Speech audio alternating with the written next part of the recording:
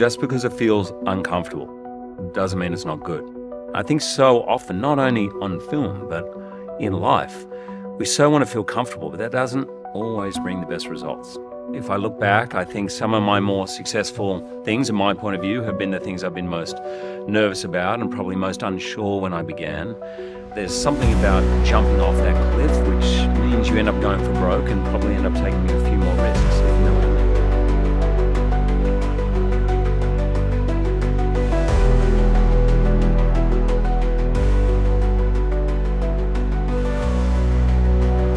What is God? Simple question, what is God? Take about a lifetime or lifetimes to work it out. I suppose for me is my idea of consciousness. God is not a thing you can necessarily see. It is within everything and outside of it. I believe that God, the absolute, whatever you want to call it, the self, is unchanging. Therefore, pretty much everything I'm seeing has an element of God, but you couldn't call it God because everything changes. You, me, where we're sitting, this river, this planet has a life cycle, birth, death. But my feeling about God is that it exists beyond that, beyond those laws of nature. It is somehow separate to the laws of time, matter, space. And that's about as close as I've come to any realization of what God is. Where you want to get to in life is never as important as the way you want to live your life. You suffer from a bit of anxiety when you're in front of the camera, but that you name your confident personality Frank. My God. And your anxious personality Charles. What happened to me in film was it was random. It would appear sometimes, and that was something I'd never encountered. I understand if you're scared of heights, you're always scared of heights, but some days I'll be fine, and then some days I would just get nervous and then it'd get in my head. I don't know if you guys know Anthony Robbins. The motivational dude. Yeah, I mean, he does motivate. He's not really a motivational guy, actually. He's really quite brilliant in breaking down how we think, the patterns of behavior we have. And so I met him, we were mates. I never went to one of his workshops. We were just friends. And I rang him, I said, mate, I want to come to you professionally. I need to ask you a question. He said to me, what the biggest mistake people make with fear is saying, oh, I'm scared, I hate this, get it out, I don't want you near my life, this is not helping me. And you get obviously really wound up. He said, you've got to remember the times where you feel confident, name that character that feels scared. And as you're walking on the set, realize that the fear is good, that it got you where you are, that it makes you work. The fear sometimes actually goes, oh, I better work really hard on this film. He said that fear, embrace it, work really hard. And then on that day when you walk on set, Charles, thanks, but I don't need you right now. And then be frank. God is unexplainable. It is a concept that you can't put into words. God is an experience. I was introduced to meditation about 15 years ago, and I meditate twice a day. And if I ever feel close to knowing what God is, it's somewhere in the boundary of that half-hour period. I think the basic idea of the meditation I do is to quiet the mind, just let all that instrument calm down. And I sometimes have experiences where I feel a little out of body. Ideas of Hugh Jackman as a father, as an actor, all those roles we play just seem to melt away. And somewhere in there is where I have some glimmer, some glimpse at what God is. And it's a feeling, and it's blissful. And it can go like that, and every minute you try and grab onto it, it's gone.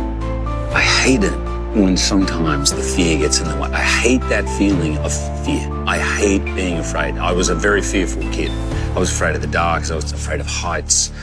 I froze rock climbing, and my friends made fun. I hated that idea, and I made myself get over those fears. Yeah. Right, and now I'm no longer. But if anything comes up to me, and I know you relate to this, if I feel frightened of it, I have to attack it. I have to go in. Because I'm terrified that it will creep into other areas of my life and just start to take over. So what were you afraid of? not being my best, not being my best when it mattered. You cannot get rid of those nerves or the fear. You can't get rid of them. And they appear for a reason.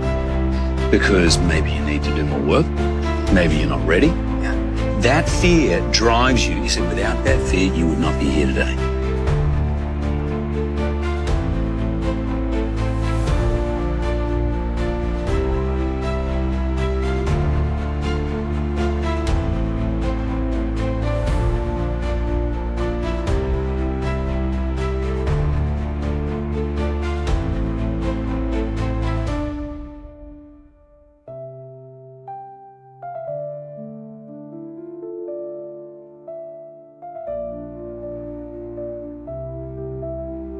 when the things most matter, you so desperately don't want to destroy it for being scared that you can really destroy it.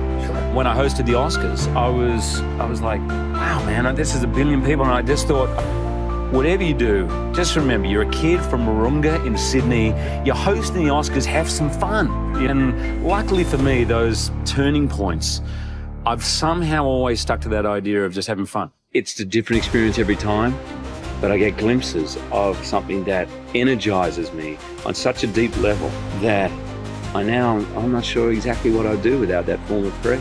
It's a way to be in touch with who I really am. Much of our life, our experience of this body, of being in this creation, is of duality. That in fact, there is an interviewer, an interviewee. There is a man and a man, or a man and woman. There's night and day. There's life, death, pain, pleasure. The world exists in this duality.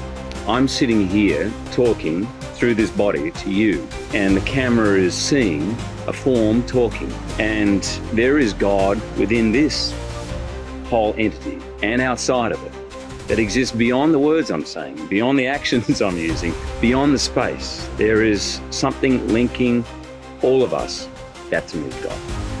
I genuinely like to be friendly with everyone. In the Australian film industry, everyone talks to everyone, and if they're not making fun of you, then they really don't like you. There's a problem. And I also, when I first went to America, I noticed there was an unspoken, and it's not, people tell stories of don't look this actor in the eye and all that. I've never heard that before, but there is a slightly unwritten rule of leave the actor alone, let them do their thing. It could be a process, it could be because they're star, I'm not sure. And I always try literally on the first day to break that down, because I feel self-conscious in that environment. I'd much prefer a grip in front of me than calling me Mr. Jackman and then saying nothing until they say, thank you, it's been great working with you. I much prefer to feel we're in it together. The most potent examples I've had of that being connected beyond my physical form or beyond to someone I love or know or hate is in the theatre. And I've probably had 3 or 4 times where I've heard many actors describe it.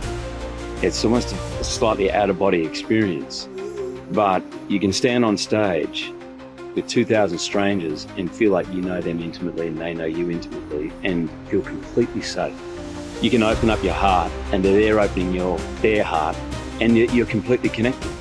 It's in that instant a feeling of absolute privilege that you can experience it, and so powerful that it raises the hairs on the back of your neck.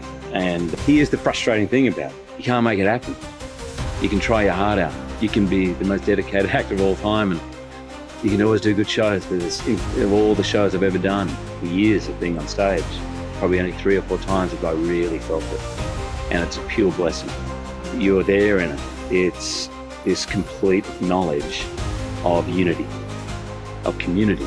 If you're really listening, it's the space. It's the space between words. If you listen to great music, the greatest composers, I think, understood the space between the notes.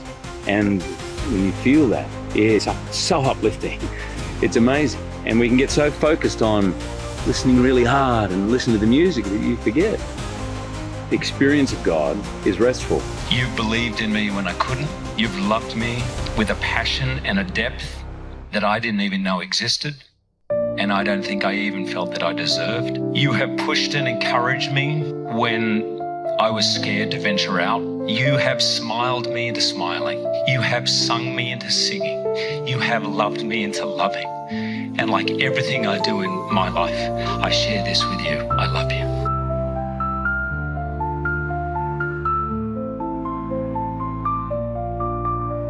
I was supercharged, super excited, absolutely sure I wouldn't play it again, and very nervous because it's 17 years. I mean, you're a theatre man like me. It's like at the end of a long run, you really want your last show to be the best. Like you don't want to finish on a bad note. That's true. And it wasn't until I saw the premiere in Berlin, and literally at the end, I cried.